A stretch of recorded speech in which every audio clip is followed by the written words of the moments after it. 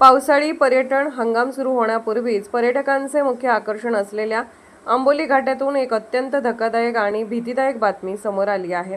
आज रविवार 14 जून सकाळी 10:30 वाजण्याच्या सुमारास आंबोली घाटातील मुख्य धबधब्याच्या ठिकाणी अचानक 2 भले मोठे दगड कोसळले। सुदैवाने या घटनेत कोणतीही जीवितहानी झालेली नाही, मात्र यामुळे मोठा अनर्थ टळला आहे।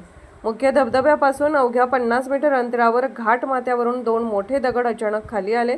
एक दगड दरीत तर दुसरा रस्त्यावर। यातील एक भला मोठा दगड थेट मुख्य रस्त्यावरून घरंगळत खाली दरीत कोसळला, तर दुसऱ्या मोठ्या दगडाचे तुकडे होऊन ते रस्त्यावरच विखुरले।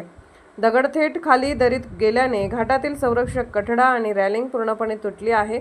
यामुळे आता वाहनांसाठी तीव्र धोका निर्माण झाला आहे। सुदैवाने ज्यावेळी ही घटना घडली त्यावेळी रस्त्यावरून कोणतेही वाहन जात नव्हते, त्यामुळे मोठी दुर्घटना टळली आणि सर्वांनी सुटकेचा श्वास सोडला।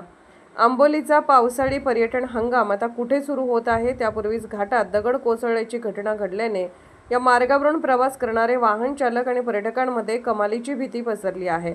घाटाच्या माथ्यावर अजूनही असे अनेक मोठे दगड सैल अवस्थेत अडकलेले आहेत, जे कधीही खाली रस्त्यावर येऊ शकतात। त्यामुळे प्रशासनाने वेळीच लक्ष देणे गरजेचे आहे।